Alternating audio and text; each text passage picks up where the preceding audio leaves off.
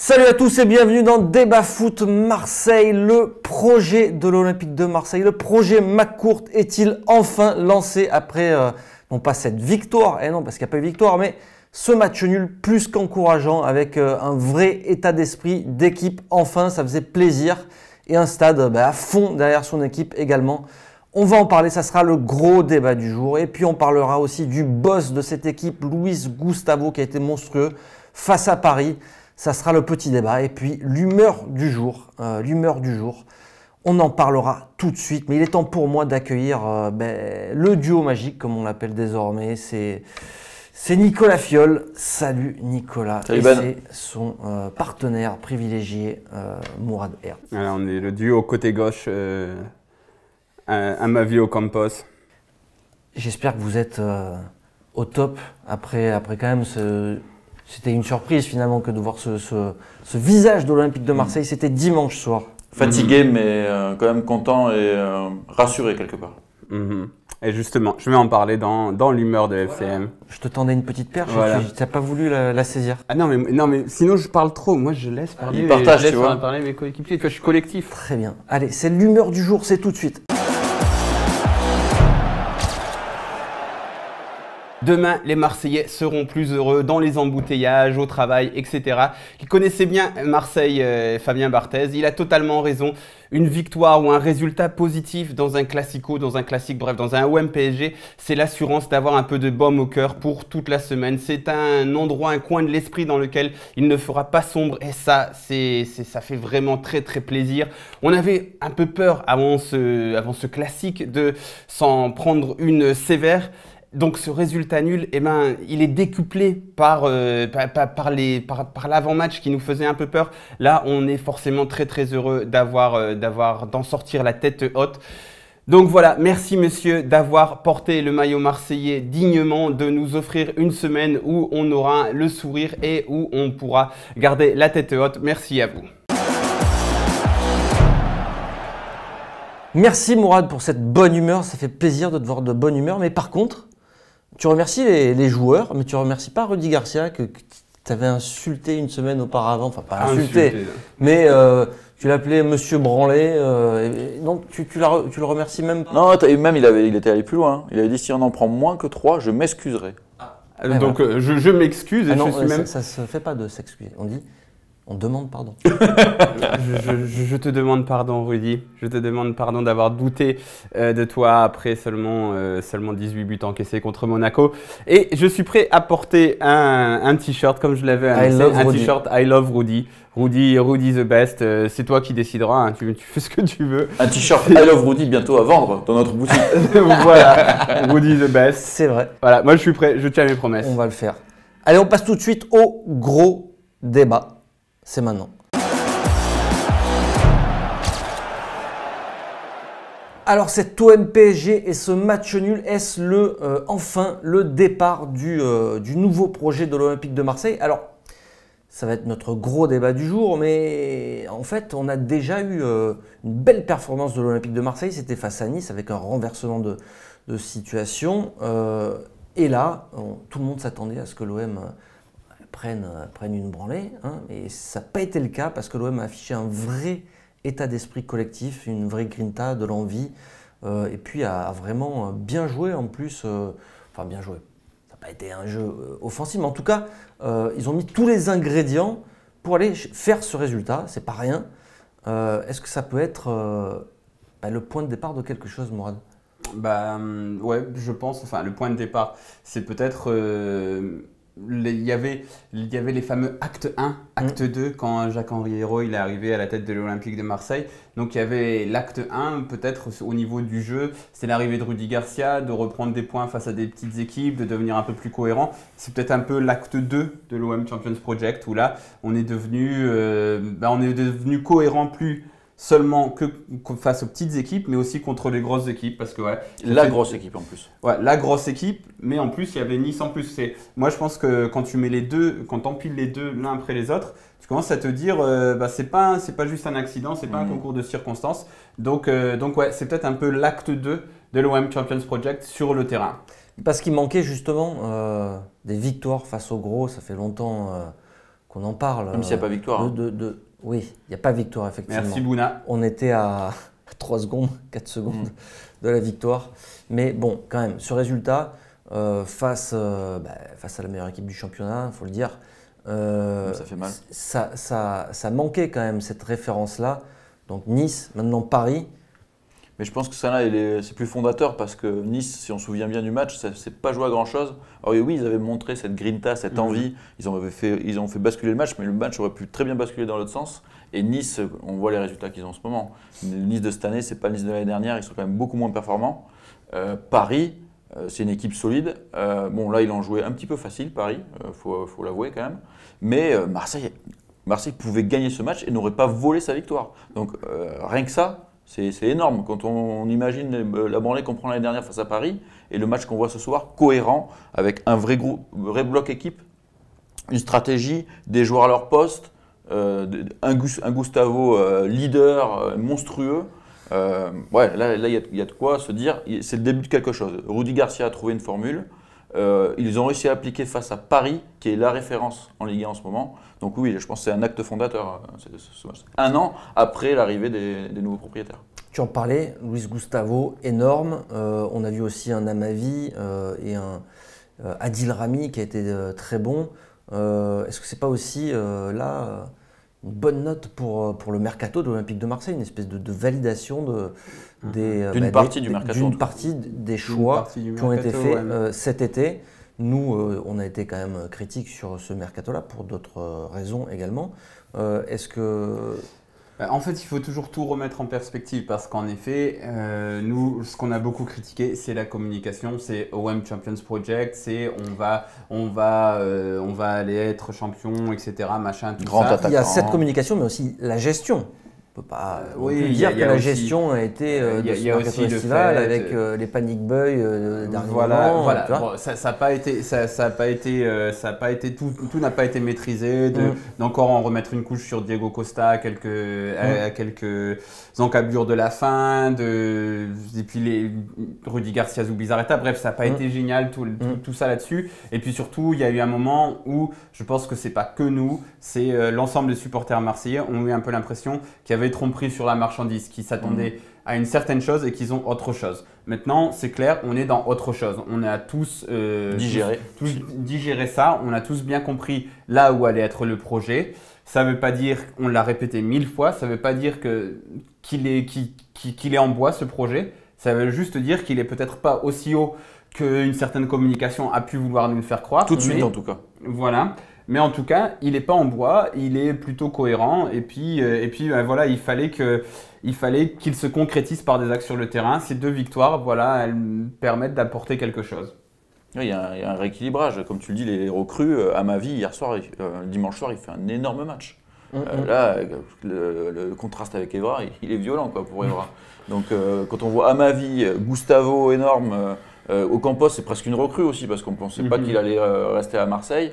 Oui, il y a plein de positifs. Même Sakai qui a été recruté par cette direction fait un très gros match face à Neymar. Donc il y a plein de points positifs.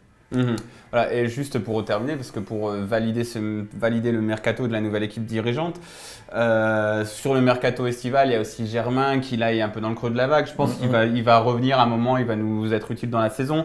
Il y a Evra qui est plus que dans le creux de la vague. Il y a Sertic qui n'en a toujours pas fini avec son genou. Bref, on ne peut pas non plus dire que ce mercato est une réussite totale, même si c'est normal. Dans un mercato, il y a toujours du déchet, on ne réussit pas tout. Mais bon, voilà quoi. Il y avait aussi des raisons de critiquer ce mercato à cause des attentes avant et à cause aussi des résultats.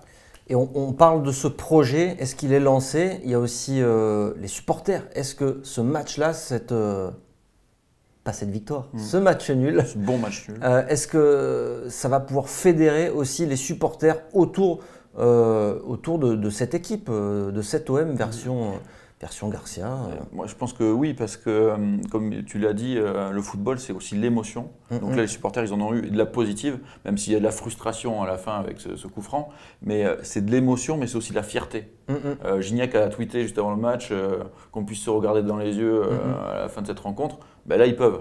Donc là, les Marseillais, ils ont su répondre face à Paris qui a un budget largement supérieur. Et ça, c'est important. Redonner confiance aux supporters, je pense que c'est un acte qu'ils n'ont pas suffisamment parlé de ça. Et là, ils l'ont fait sur ce match-là. Il faut que ça soit confirmé. Mais je pense que c'est important. Maintenant, les supporters ils ont envie d'aller voir cette équipe. Et avant le match, on disait que les joueurs de l'OM, ils n'allaient pas être jugés sur le résultat.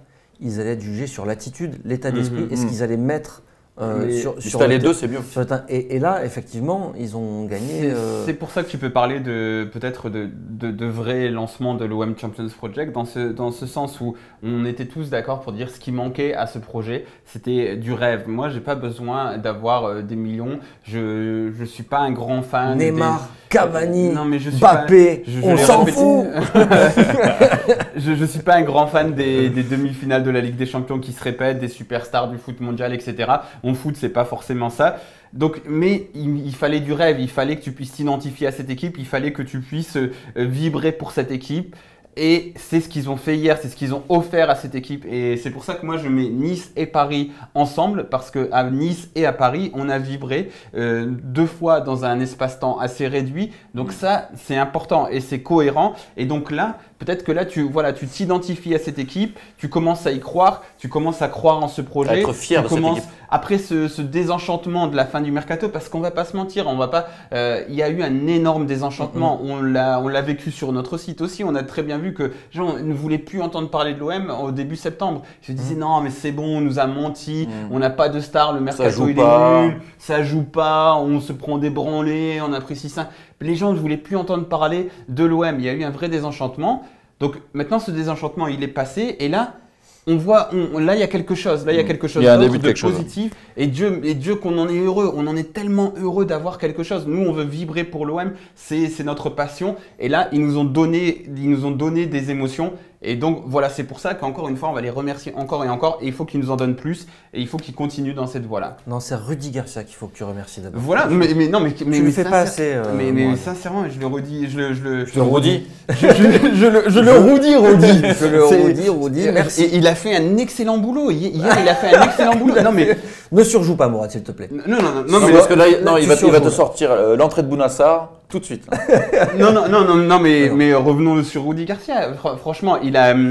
Son gros problème, c'était la préparation mentale de ces matchs-là. C'était une catastrophe. La préparation mentale des gros matchs de Rudy Garcia. Pas que mentale. Souviens-toi des défenses à 5 avec Alessandrini à gauche et compagnie. Ça fait partie de la préparation mentale. Pour moi, c'était catastrophique. Hier, on l'a vu, tous les joueurs dans la préparation mentale. Ils savaient ce qu'ils devaient faire aussi. Ils préféraient laisser une jambe que de laisser 1 centimètre à un joueur parisien. Et c'est ça qu'il fallait qu'on voit. Et tout le match. Et tout le match, on avait parlé de la conviction aussi qu'il fallait qu'ils aient dans chaque geste. Ils l'ont eu aussi. D'application. Voilà. Merci Rudy donc pour cette préparation mentale exceptionnelle. Et tactique aussi. Est-ce que c'est aussi un discours qu'il tenait il y a plusieurs semaines il demandait du temps, Rudy, pour avoir son équipe au complet. Il l'a aujourd'hui. Il l'a. Et est-ce que son équipe, justement, elle n'est pas arrivée à maturation aujourd'hui pour se dire, ça y est, on est certainement lancé. Nicolas? Moi je pense que c'est son 4-2-3 aussi qui arrive à maturation parce que là il a trouvé un équilibre, il a trouvé des guerriers aussi qu'il a incorporés dans cette équipe, on l'a déjà parlé, Ocampos à gauche il fait énormément de bien, et puis Gustavo, chaque match il devient de plus en plus fort, c'est le vrai taulier, c'est l'homme important de l'équipe, la charnière a été plus solide, même Rolando qui est souvent décrié a fait un très bon match contre Paris, les latéraux ont été très bons, il a un équilibre, il a un socle. Et je pense que ce qui est important, c'est ça, c'est qu'il a trouvé un système tactique beaucoup plus équilibré, où Payet n'a pas besoin de défendre, où les ailiers sont bons. Pas besoin d'attaquer aussi. Il a essayé Payet, il a été mauvais dans les transmissions, mais il a essayé. Mais du coup, il a ce bel équilibre et je pense que là, il y a des joueurs qui répondent bien. Alors peut-être que Sanson peut encore s'intégrer dans cette équipe-là, je pense, à domicile contre des équipes plus faibles à la place de Zambo, mais il a trouvé une bonne base. Maintenant, il faut qu'il confirme sur d'autres rencontres. Voilà, c'est le début de quelque chose, mais il faut que ça se continue parce que sinon. Alors, on était sur le positif. Est-ce qu'il n'y a pas aussi une crainte à avoir, messieurs? C'est que là, on était quand même dans un match particulier. Eh oui.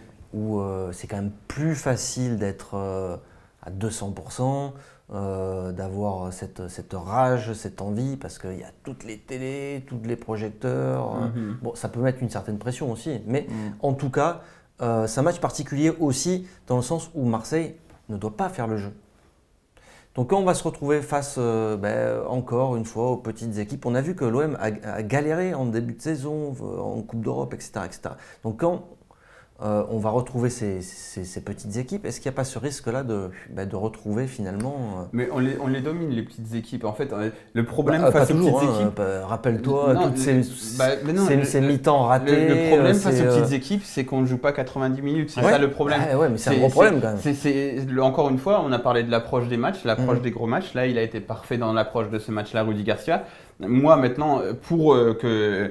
Enfin là, je ne sais plus des t-shirts que je vais devoir mettre, mais pour que je l'idolâtre, maintenant, il faudrait que sur les matchs face aux petites équipes, ils se disent on les écrase, on est clair, on ne leur laisse pas respirer, on les écrase de la première à la 90e minute. Ce qu'il ne fait pas. Là, il dit on est toujours… On mène 1-0, hop, on arrête, on se reprend notre, on réaccélère. Et c'est ça le problème face aux petites équipes, parce que sinon, globalement, on a pris des tas de points, et puis même en faisant tourner en Ligue Europa, on prend des points face aux petites équipes. Des tas de points, tu te fais aussi bousculer en Ligue Europa, tu perds. Mais tu prends des points, mais tu te fais bousculer parce que tu joues et puis tu fermes, mais tu prends des points. Ouais. Est-ce que tu as cette crainte, toi, là ou J'espère qu'il va essayer de capitaliser ce match nul pour que cette intensité, même, il n'a pas besoin d'autant d'intensité, mais au moins qu'une certaine intensité sur tout un match, il a des joueurs, je pense. Moi le point positif par rapport à ça, l'espoir, c'est qu'avec des mecs comme Gustavo et Ocampos, il y a des mecs qui vont se battre sur tous les matchs, Paris ou pas Paris. Il faut qu'il entraîne les autres dans son sillage. Après, l'autre bémol moi, que je peux avoir, c'est aussi sur le jeu. Parce que, comme tu dis, là, contre Paris, tu n'as pas besoin de faire le jeu. Et il y a toujours un énorme problème dans cette équipe, c'est que l'attaquant, il est coupé du reste de l'équipe. Donc là, je pense que dans son jeu, par séquence, on a vu qu'ils peuvent faire des choses sympas, mais il faut que ça ne soit plus des séquences. Il faut qu'il y ait un système de jeu qui fasse que l'attaquant, il participe beaucoup plus au jeu avec les ailiers, avec les latéraux, etc. Et pour l'instant, des fois, les équipes sont un peu trop coupées. Tu t'en fous si l'attaquant il touche 20 ballons, comme c'est plus ou moins la moyenne des attaquants de l'OM avec Rudy Garcia, mais qui te plante un doublé. Oui, d'accord, mais il y a quand même un… Je pense qu'il y a une marge de progression là-dessus quand même. Sur l'intégration de l'attaquant dans le système. Mais pas que l'attaquant, même dans le jeu, dans la maîtrise du jeu. Moi, je pense que c'est dans le fait de ne pas arrêter de jouer. C'est ça le truc, parce que sinon, on l'a vu contre Toulouse, par exemple. Contre Toulouse, on les a dominés de la tête. Contre Strasbourg. Et puis de se mettre à jouer dès la première minute aussi. Contre Strasbourg, tu vois, on débute, on leur en met un, et puis voilà, on ferme. Après, on se fait dominer. Après, une fois qu'on est un peu dans la panade, on dit ah merde, il faut qu'on se remette à jouer. On joue, on claque. Après, on ferme encore une fois. Guimarães, pareil. Guimarães, 30 premières minutes, il n'y a personne sur le terrain. Il n'y a personne sur le terrain. C'est le seul problème. De la constance, en fait. C'est plus de constance dans les matchs, de commencer les matchs à fond et de rester constant. Pas, comme tu dis, attendre, revenir. Mais je pense que ça, il faut qu'il soit un peu plus ambitieux. Aussi. Bon, alors on vise quoi maintenant comme objectif cette saison? Champions Project. Donc, on vise la Ligue des Champions, on ne peut viser que ça aujourd'hui quand on voit ce qu'est capable de faire. En début d'année, ils l'ont dit clairement, l'objectif c'est d'être 4e, faire mieux que 5, donc c'est 4e. Après, je pense que par rapport au début de saison qu'on voit, Monaco n'est pas encore génial, mais je pense que Monaco, ils ont quand même du matos, et quand Jardim il va trouver le bon système avec des Jovetic, etc., quand ils seront disponibles, ça va être quand même compliqué, je pense, d'aller les chercher. Mais clairement, cette 3e place, je pense qu'elle est accessible. Il va y avoir Lyon. Après la 3e place, c'est pas la Ligue des Champions. Non, c'est pas la Ligue des Champions, mais c'est une 3e place qui peut t'offrir la possibilité de participer. Mais la 2e, elle est jouable, cette 2e place? Moi, je pense que ça va être compliqué avec Monaco. C'est compliqué. Avec Monaco, mais avec Lyon aussi. Lyon est en train de se refaire. Voilà, c'est compliqué, mais elle est jouable si tu joues avec tous ceux dont on a parlé, si tu joues les gros matchs avec comme tu les as joués, c'est contre Nice, contre Paris, c'est largement faisable parce que franchement, on a du matos, on a 1 ou 2 joueurs de classe mondiale, enfin surtout un, et donc voilà, c'est jouable. Et puis surtout, en plus, il faut le dire aussi au niveau économique, je pense qu'on nous dit oui, on est tranquille, etc. Mais il va falloir de nouveaux revenus. Bon, il va peut-être y avoir une augmentation des droits télé, mais une qualification en Ligue des Champions, ça simplifierait la vie de beaucoup de… Enfin, ça simplifierait la vie du club, quoi, et ça permettrait de continuer le développement du projet. Donc voilà. Comme tu dis, ça va passer par battre les petites équipes et surtout, par exemple, quand Lyon va venir au Vélodrome, il faut taper Lyon au Vélodrome. Ça, c'est ça aussi l'évolution. Exactement. On parlait d'un joueur de très haut niveau qui bonifie cet OM. Peut-être qu'il en faudra d'autres, non, pour atteindre ces fameux objectifs. Je parlais de Luis Gustavo. On voit que ça change quand même le visage d'une équipe d'avoir un joueur de cette dimension-là. Non, Mourad, alors il va y avoir un mercato aussi. Peut-être que viser la deuxième place, ça passe aussi par là. Mais est-ce qu'ils vont un pas partir mercato maintenant de sur, réajustement sur un mercato avec des joueurs plus jeunes? Est-ce que la suite du mercato dans le déroulé, on ne sait pas exactement ce qu'ils sont prévus, mais là ils ont quand même recruté énormément de trentenaires. Est-ce que maintenant ils vont plutôt miser sur des jeunes talents en espérant que ces gars-là grandissent et en se disant on a déjà une colonne vertébrale de mecs un peu costauds et je ne suis pas sûr qu'ils vont reprendre une star. McCourt a donné une interview au JDD où il a dit oui, vous savez, les stars. C'est trop cher.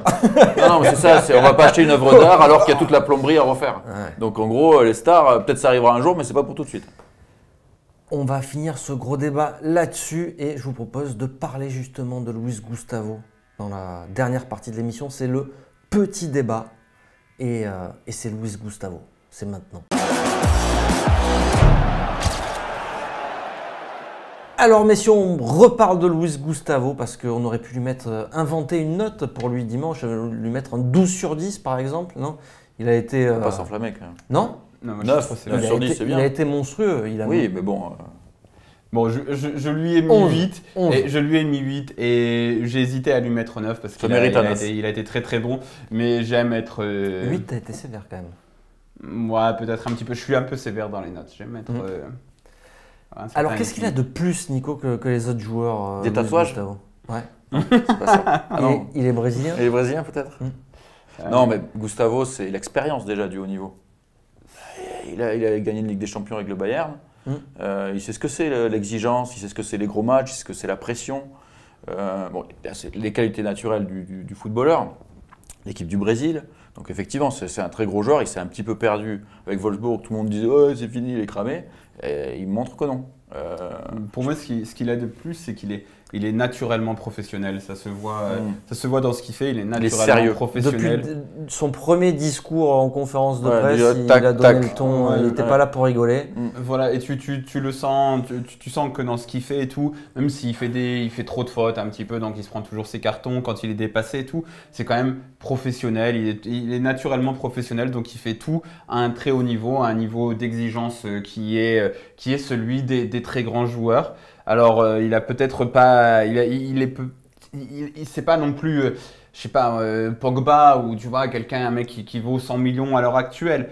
Non, mais sauf que il a ça. Déjà, il a l'exigence du très grand professionnel. Et ça, c'est quelque chose qu'on avait eu avec, par exemple, Gabi Heinze à un moment. Et ça fait la différence. Ça fait la différence. On en a besoin. On a besoin de plus de mecs comme ça. Et il n'y a pas beaucoup de Français en France qui ont ça. Et par rapport à Heinze, j'ai l'impression qu'il est même encore plus en forme quand il arrive à l'Olympique de Marseille. Il est moins sur la fin. Il est moins sur la fin. En plus, il a envie de se relancer, je crois aussi. Il a envie de. Puis il a un poste central dans l'équipe. Alors il est leader de vestiaire et il y a le leader sur le terrain. Le leader sur le terrain, c'est clairement Gustavo. Ouais. Et pourtant, il parle pas français, Gustavo. C'est fou ça. Et voilà. C'est vrai. Et voilà. Mais pourtant, Rudy, il aimerait bien qu'il parle français parce que ça pose problème. Le seul joueur de l'effectif qui parle pas français, c'est ton meilleur joueur. Non, t'as Sakai aussi. Ah ouais, c'est vrai. Et Sakai, qui fait jamais une mauvaise prestation. Non. Bizarre. Bizarre, Mais bon, il faut qu'on arrête de taper sur les joueurs français. On aime bien les Français. On est français, malheureusement. je rigole, mais bon, moi je suis à moitié français, à moitié. C'est vrai, c'est un peu gonflé de dire ça. Ouais, mais montre ta carte d'identité tout de suite là, s'il te plaît. Mais bon, oui. Parce que en fait, les Français, il y a des tas de Français qui sont comme ça à l'étranger.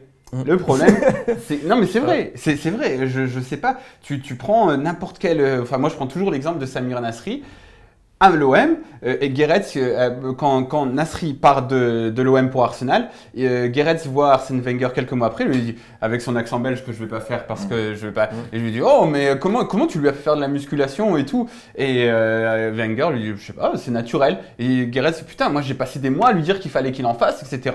Il en avait rien à faire. En France, les Français, ils en ont rien à faire. Ils sont en France.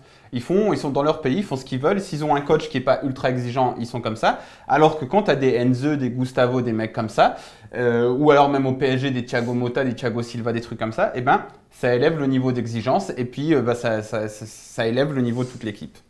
Alors, est-ce qu'il faut construire autour de Luis Gustavo? Ça me paraît évident, non, Nico? C'est déjà la pierre angulaire et je pense que dans l'OM Champions Project, s'il y a bien un digne représentant, c'est lui. Ça colle aussi avec les supporters, ce qu'on disait, l'émotion, la fierté. Lui, c'est tout ça. Il a la rage, Il est décisif parce que contre Nice, il met un but. Et il en fait marquer un au Campos. Et là, il en marque encore un face à Paris. Et donc, c'est évident que c'est un symbole du projet, je pense. C'est le symbole du projet, le bon recrutement, la star de l'équipe. Mais ça veut dire aussi qu'on est capable de recruter des joueurs de très haut niveau pour pas non plus. Il faut être intelligent. Il faut être intelligent dans le recrutement et pas faire les trucs qui paraissent évidents. Parce que le problème aussi qu'on a beaucoup critiqué ce mercato, il y a un gars sur Twitter qui reprend toujours toutes nos pistes. Il dit José Anigo les suivait aussi. Il reprend les titres de la Provence d'il y a 5 ans. Aboubacar on le suivait aussi. Abdenour on le suivait aussi. Rami on le suivait aussi. C'est des trucs qui sont évidents. Là Gustavo c'est pas évident. Donc c'est pour ça que j'ai aussi un peu d'espoir pour Mitroglou. Je me dis que c'est pas évident aussi. Il faut avoir des idées. C'est ça. Gustavo, c'était une bonne idée. Et oui, parce qu'on rappelle qu'on a fait un mercato à 90 ou 95% franco-français sur des Après, joueurs. Prendre des Français, c'est pas forcément une cata. Mais Rami, il est bon. Mais comme par hasard, les joueurs qui ont tiré cette équipe vers le haut, dans l'état d'esprit. Et oui, dans l'état d'esprit. Un Argentin et un Brésilien. Oui, mais ça, c'est pas un hasard. La Grinta, c'est pas une légende. C'est pas un mot pour faire joli. Non. Quoique j'ai lu un commentaire il n'y a pas longtemps sur un site anglais qui dira ce bon vieux Luis Gustavo, c'est le seul Brésilien qui joue comme un Uruguayen. Parce que je n'ai pas beaucoup de Brésiliens qui jouent comme ça. Ouais, c'est vrai. Mais il y en a toujours eu un ou deux dans les équipes justement qui font cet équilibre. Dunga et tout. Il y a besoin de joueurs comme ça au Brésil pour équilibrer tous les feux follets qu'il y a dedans. Et d'ailleurs, si je peux me permettre aussi, parce que c'est un joueur sur lequel je tape souvent. Et on terminera là-dessus, Mourad, si tu le veux bien. Parce qu'il a énormément de lacunes, mais il est étranger aussi. Et c'est Rolando. On voit qu'au niveau de l'état d'esprit, il est impeccable, Rolando. Et il a fait contre Paris un match énorme, mais généralement, il a des lacunes énormes. Mais d'avoir des joueurs internationaux d'expérience, ça sert dans un vestiaire et il faut qu'on aille chercher des mecs comme ça. Surtout quand tu as un bloc un peu plus bas, pour lui c'est plus facile.